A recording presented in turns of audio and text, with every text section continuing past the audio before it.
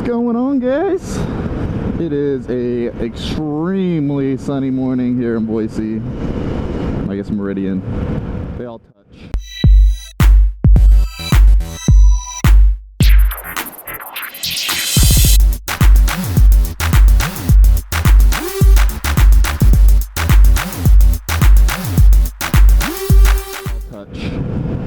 But anyway, today I want to talk to you guys about how I learned how to ride a motorcycle.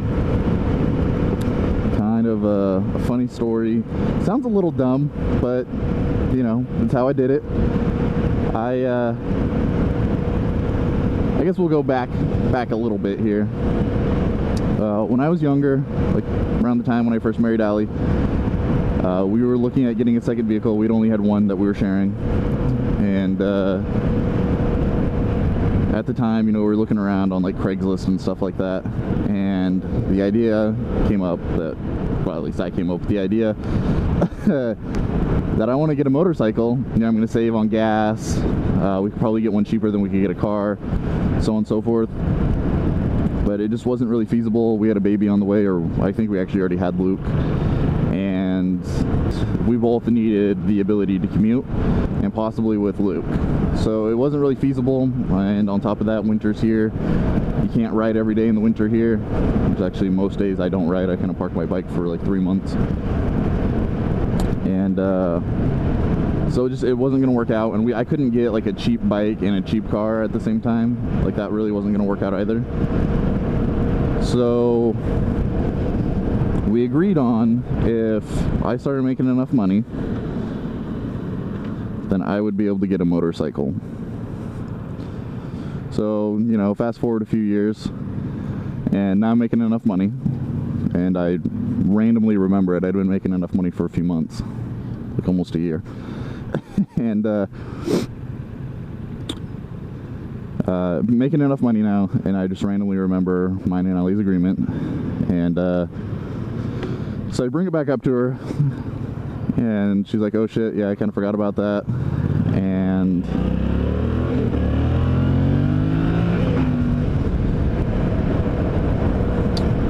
so I start looking around. Now mind you, I wanted a motorcycle but had very minimal riding experience. We're talking like I'd rode a dirt bike like 2 times, and then we had a manual 4-wheeler without the clutch. No clutch lever, right? No clutch. When I was growing up, we had one of those that I rode a lot. So I go on YouTube, of all places, and look up how to ride a motorcycle. Now, I think about it now, and it sounds extremely silly. Like, learning how to ride a motorcycle on YouTube. But I did that, and I came across Yummy R6's videos, learned to ride the Yummy way, and I can't really see that light. So I watched pretty much that entire series. I was able to pick up on some of the basics, and, you know, some of the things that I wouldn't really have thought about, like counter steering. But yeah, that's how I learned how to ride a bike. Oh shit, there's a popo coming. Is he pulling that guy over, or is he just going somewhere? Nah, it looks like he's just going somewhere.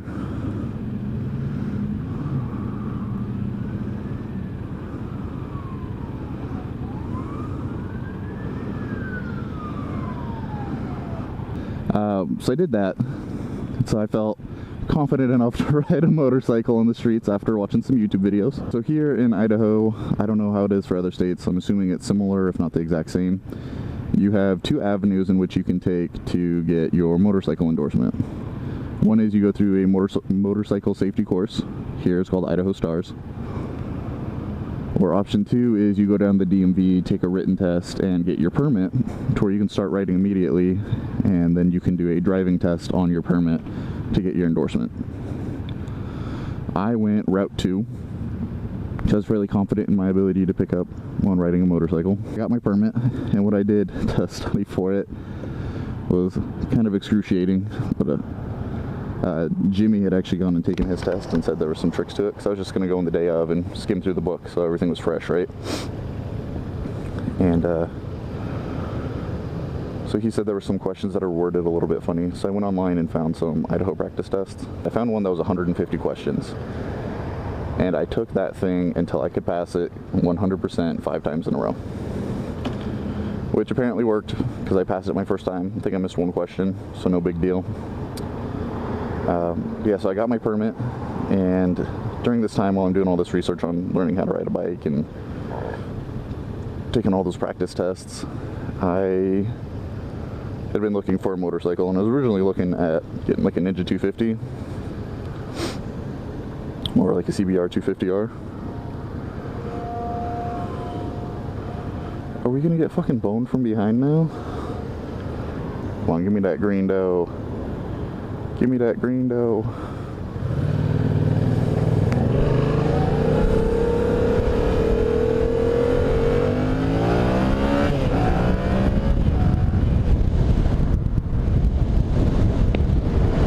So, yeah, I was looking around to like try to find a Ninja 250 or a CBR 250R, you know, something along those lines. Just a nice small starter bike that was sporty looking. I really wanted a sports bike, so started looking at bikes like that, and I came across our Kawasaki dealership here, which because the only dealership I knew about was Snake River Honda or Snake River Yamaha, and they're obviously a Yamaha dealership, so they wouldn't sell brand new Kawasaki's because we have an actual Kawasaki dealership. So I came across their inventory and saw that they started selling Ninja 300s, which really kind of caught my eye. It sounded very interesting, so I did some research on it. It seemed pretty cool, but I also saw a lot of research that said don't buy a brand new bike as your starter bike, but I said fuck that, and I went ahead and did it anyway. Which, going back, like, I still think you should buy what you think you want. I think you should be happy with your choice, but for a starter bike, would I say buy brand new? No, you can get a better deal if it's used, even if it's just slightly used. And because you'll get bored on it, like almost guaranteed you'll get bored on it, especially if you're looking to ride a lot. So that's what happened with me. CrossFit. Actually, I think I'm going to turn right here.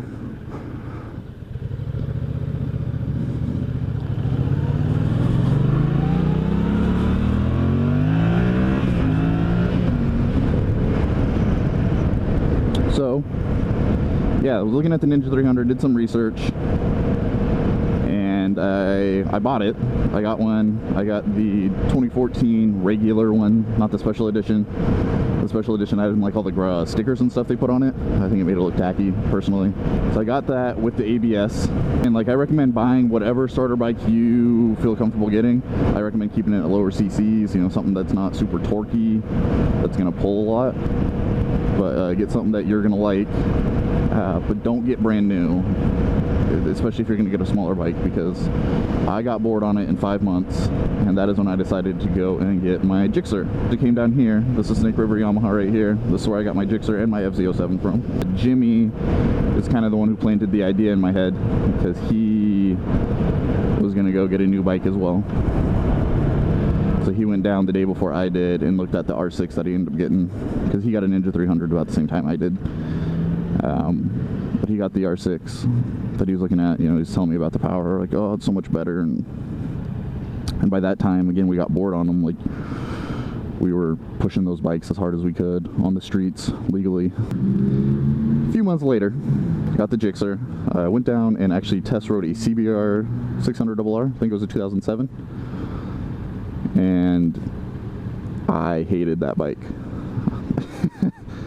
And I don't have like anything against Hondas or anything. Like, that's the bike that I was looking at that I wanted to get. I liked the way that it was, the design of it, the styling. I liked how the exhaust went under the seat. I liked that it was black, like my Ninja. There was a lot of things I really liked about that bike.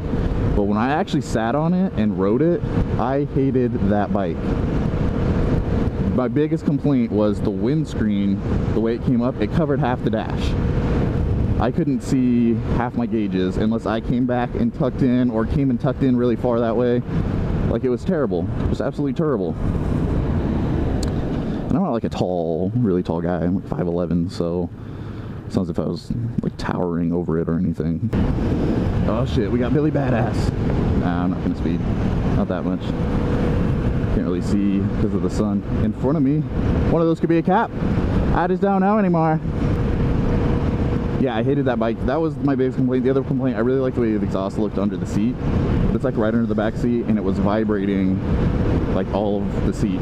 At least for me, that bike made the exhaust wasn't tightened down or something. I don't know. But the vibrations that were coming up would probably get your girlfriend off pretty hard. I didn't like that. And then the seat was kind of uncomfortable. But they also had a 2007 black GSXR 600, a Gixxer 6er, that I was interested in. Like, I was looking at that, and that was going to be, like, if I didn't like the CBR, that was going to be my next choice. Like the styling on it.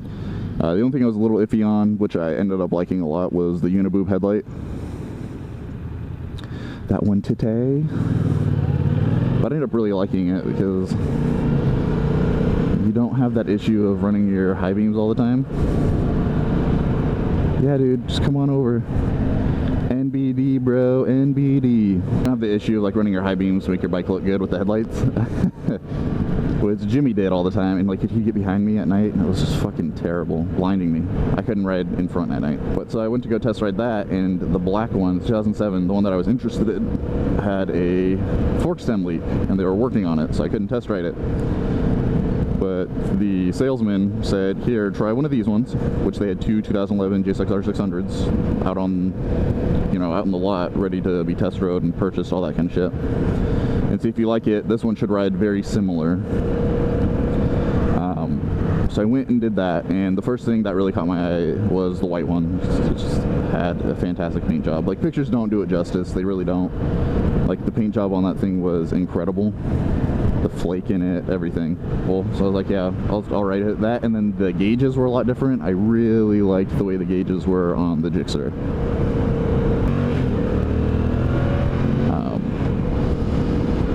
So I get on it, notice the windscreen's fine. It comes up and it's like how my Gixxer was. Jaywalker, jaywalker. Hey girl, hey. She's a mom for sure. That gen of Gixxer, it's still the most recent gen unless they change it in for 2017, which I don't know if they have. It's still the most recent gen of the Gixxer. I think it was the first year of that gen, but they had an ergo package on it. An ergonomical package. They had an ergo package on it, so the seat was more comfy, and then everything was adjustable. Like, you know, you had some show fork adjusters. It also had nicer brakes. It had a big old Brembo brake on the front, and just, there was a lot of pros going for it. The problem with it was a 2011, had fewer miles, and was about $1,800 cheaper or more expensive. And that was just kind of out of my price range. So I test rode and I said I really liked it, but I can't spend this much money on this bike. And the dude's like, here, I'm gonna do you a solid. I'm gonna drop the price down to the same as the black Gixxer, which is $8 grand, by the way. I'm gonna drop it down to the $8 grand, and I'll let you, you can have this bike. So I said, fuck it, yeah, let's sign papers. Went and got the bike the next day. I had it for 2 years until I got this girl right here, which, if you watch my previous video, you'll see a comparison video between this and the Gixxer and why I decided to switch, because don't get me wrong, I still love that bike. Like, the Gixxer was a lot of fun and gorgeous, like, just absolutely gorgeous. But don't get me wrong, I do love this bike as well. They both have they fill in each other's pros and cons, if that makes sense. Like, where this bike lacks, the Gixxer made up for, and where the Gixxer lacks, this bike makes up for. So it's kind of a trade-off. If I was extremely wealthy, I'd probably have them both. That chick is listening to her music so fucking loud. Ain't nobody want to hear yo shitty ass music.